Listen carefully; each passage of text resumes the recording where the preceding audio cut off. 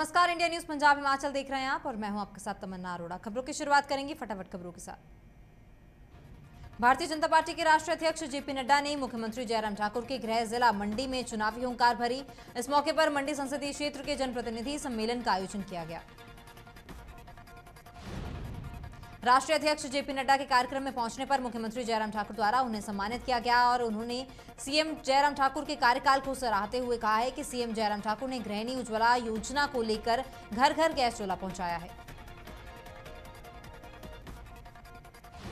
JP Nadda ने कहा कि 20 साल पहले चूल्हा जलाने के लिए महिलाओं को परेशानी होती थी और कहा कि देश के इतिहास में पहली बार प्रधानमंत्री नरेंद्र मोदी द्वारा 90% बजट खर्च किया गया है।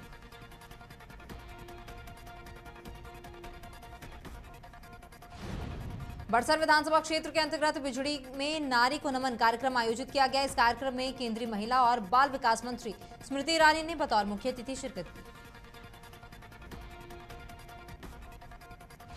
खेल मंत्री अनुराग सिंह ठाकुर ने वरिष्ठ अतिथि के रूप में वहां शिरकत की है। कार्यक्रम में बड़सर विधानसभा क्षेत्र की हजारों महिलाओं ने भाग लिया।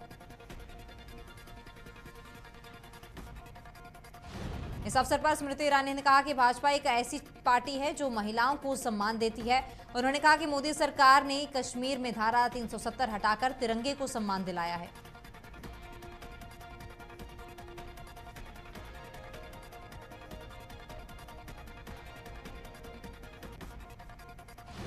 हिमाचल प्रदेश के राज्यपाल राजेंद्र विश्वनाथ आर्लेकर रामपुर के गोविंद बल्लभ पंत मेमोरियल महाविद्यालय में राष्ट्रीय शिक्षा नीति 2020 छात्र संवाद कार्यक्रम में बतौर मुख्य अतिथि पहुंचे।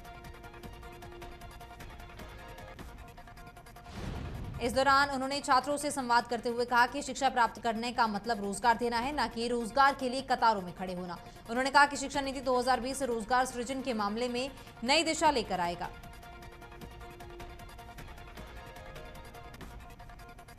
उन्होंने कहा है कि शिक्षा ऐसी होनी चाहिए जो समाज सेवा और राष्ट्र निर्माण की सोच रखती हो।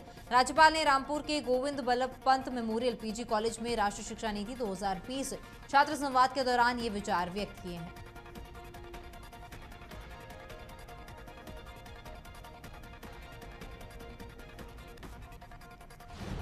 कांग्रेस के राष्ट्रीय सचिव आरएस बाली ने कांग्रेस की रोजगार संघर्ष यात्रा का आगाज किया, जिसमें 6000 युवाओं और महिलाओं ने भाग लिया। नगरोटा संघर्ष यात्रा 40 पंचायतों से गुजरी, जिसमें कि जीएस बाली अमर रहे के नारे लगाए गए।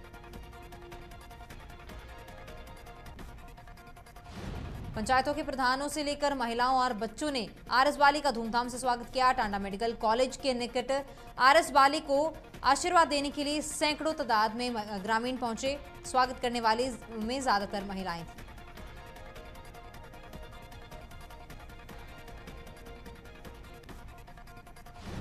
उसके बाद आरएस बाली का काफिला सदरपुर, 53 मील, धलू, नगरोटा, बगवा से होते हुए चंगर की तरफ निकल गया। अपने संबोधन में बाली ने कहा कि साल 2012 में रोजगार संघर्ष यात्रा के बाद कांग्रेस ने हिमाचल में युवाओं को हजारों नौकरियां दी थी। नगरोटा, बगवा में भी हजारों युवाओं को नौकरियां दी गई हैं।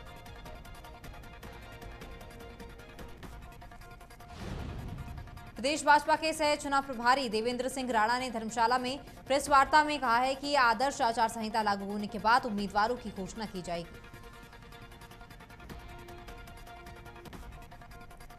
2014 में देश की आजादी के बाद पहली बार सशक्त नेतृत्व मिला है। देवेंद्र सिंह ने कहा है कि पीएम मोदी मात्र देश के ही नहीं विश्व के बड़े नेता के रूप में जाने जाते हैं।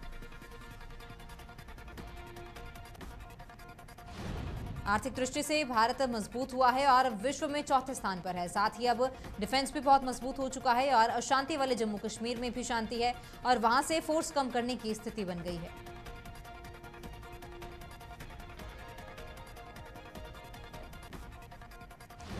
दशमेश सेवा सोसाइटी द्वारा शुरू किए गए दशमेश रोटी बैंक के तहत लगातार जरूरतमंद लोगों को सहायता प्रदान की जा रही है। दशमेश रोटी बैंक के संस्थापक को सर्वजीत सिंह और सचिव सतेंद्र कौर ने बताया कि लगातार दशमेश रोटी बैंक के तहत लोगों की हर संभव मदद पूरी की जा रही है।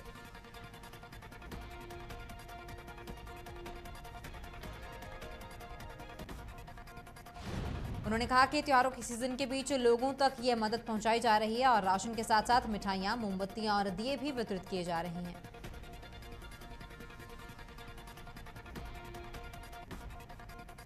मंडी जिला के सुंदरनगर विधानसभा क्षेत्र में युवा कांग्रेस सुंदरनगर द्वारा युवा सम्मेलन का आयोजन किया गया, जिसमें कि प्रदेश कांग्रेस के वरिष्ठ उपाध्यक्ष सोहन लाल ठाकुर ने मुख्य अतिथि के रूप में शिरकत की है।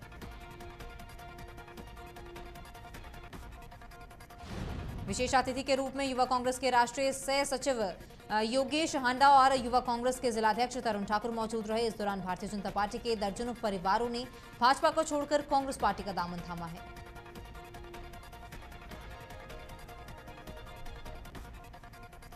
सोहनलाल ठाकुर ने प्रदेश और केंद्र की डबल इंजन सरकार पर जुबानी हमला करते हुए हर वर्ष 2 करोड़ युवाओं को नौकरी देने के नाम पर धोखा देने का आरोप लगाया है।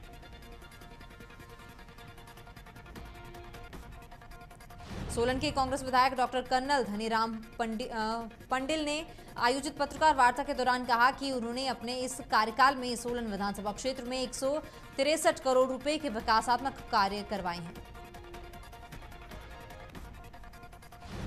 इसको लेकर उन्होंने कहा है कि जिसमें पूरे कार्यों का विवरण किया गया है, सरकार या कोई भी सरकारी रिकॉर्ड ये कार्य देख सकता है।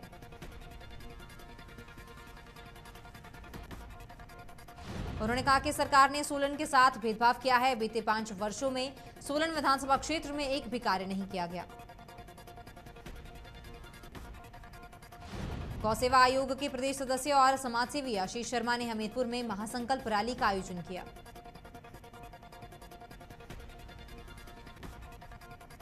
हजारों की तादाद में पहुंचे लोगों की भीड़ ने आशीष शर्मा का कार्यक्रम में ढोल नगाड़ों के साथ स्वागत किया और कार्यकर्ताओं ने कंधे पर उठाकर मंच तक उन्हें पहुंचाया। इस अवसर पर कार्यक्रम के मुख्य अतिथि समाजसेवी प्रकाश चंद के अलावा रत्नचंद शर्मा, स्वाति शर्मा भी मौजूद रही। चुनावों में अपनी जीत के सवाल पर आशीष शर्मा ने कहा कि लोगों की कृपा हो तो कुछ भी असंभव नहीं है। बद्दी के गुलरवाला में अनुसूचित जाति के सम्मेलन का आयोजन किया गया। सम्मेलन में राज्यसभा सदस्य डॉक्टर सिकंदर कुमार ने शिरकत करते हुए दून में विकास कार्यों के लिए 35 लाख की घोषणा की है।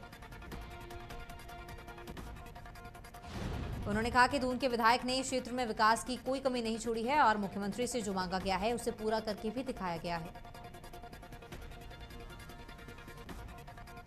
राज्यसभा सांसद डॉक्टर सिकंदर कुमार ने बताया कि प्रदेश भर में भाजपा की लहर बरकरार चल रही है और जनता का भरपूर समर्थन भी मिल रहा है।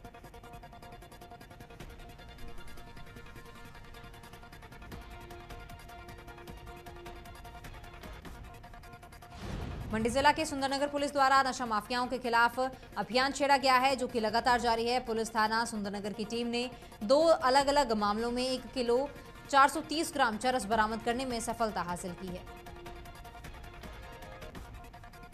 पुलिस ने दोनों मामलों में 4 आरोपियों को गिरफ्तार किया है और मामला दर्ज करके आगामी कार्रवाई शुरू कर दी गई है। जानकारी के अनुसार आगामी कार्रवाई के लिए जल्द ही आरोपियों को न्यायालय के समक्ष पेश किया जाएगा। मामले की जानकारी देते हुए डीएसपी सुंदरनगर दिनेश कुमार ने बताया कि पुलिस ने 2 अलग अलग मामलों में चरस बरामद की है।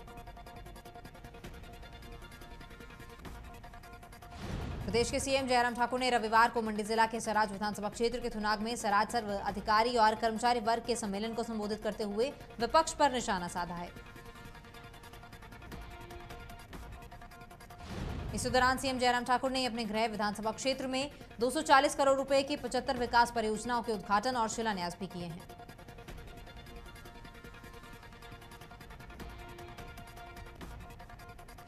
सीएम ने विपक्ष को आड़े हाथों लेते हुए बताया कि जिन राज्यों में कांग्रेस की सरकारें हैं वहां पर कर्मचारियों को पुरानी पेंशन तो क्या, सैलरी भी समय पर नहीं मिल पा रही। उन्होंने कहा कि विरोधी दल केवल प्रदेश के कर्मचारियों को पुरानी पेंशन के नाम पर गुमराह करने में लगा है और उन्होंने कर्मचारियों से इन दलों के बहकावे में न आने का आग्रह किया है। केंद्रीय सूचना और प्रसारण मंत्री अनुराग ठाकुर ने रविवार को हमीरपुर जिला के भोटा में लगभग 46 लाख रुपए की विभिन्न विकासात्मक योजनाओं के उद्घाटन और शिलान्यास किए हैं और जनता को समर्पित किया है।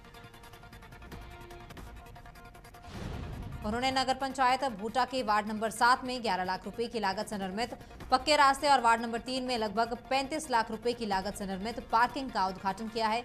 अनुराग ठाकुर ने कहा है कि डबल इंजन की सरकार का प्रदेश को लाभ मिल रहा है। शाहपुर में पंच परमेश्वर सम्मेलन को संबोधित करते हुए भाजपा के राष्ट्रीय अध्यक्ष जेपी नड्डा ने कहा कि हमारा ये कर्तव्य है, कर्तव्य नहीं बल्कि जो है चुने हुए प्रतिनिधि हैं। बाकी दल जितनी जनसभा नहीं कर पाते उतनी हमारी बैठक होती है, इसका कारण हमारे कार्यकर्ता हैं। इसके साथ ही उन्होंने कार्यकर्ताओं से कहा है कि अपने मोहल्ले और गांव में प्रबुद्ध लोगों से जुड़े, स्वयं सहायता समूह और संस्थाओं से संपर्क करें और अपने साथ जोड़ें। उन्होंने कार्यकर्ताओं को जीत का मंत्र देते हुए कहा कि केंद्र और प्रदेश सरकार की योजनाओं के कितने लाभार्थी हैं, ये जानना आपका सिलेबस है। हमीरपुर के बड़ू स्थित राजकीय पॉलिटेक्निक कॉलेज के सभागार में भारतीय जनता पार्टी द्वारा पंच परमेश्वर सम्मेलन का आयोजन किया गया, जिसमें कि जेपी नड्डा बतौर मुख्य अतिथि वहां शामिल हुए। बैठक में राष्ट्रीय उपाध्यक्ष सौदान सिंह, केंद्रीय मंत्री अनुराग ठाकुर, जिला के चुनाव प्रभारी और प्रदेश सरकार के खाद्य आपूर्ति मंत्री राजेंद्र गर्ग भी विशेष रूप से मौजूद रहे।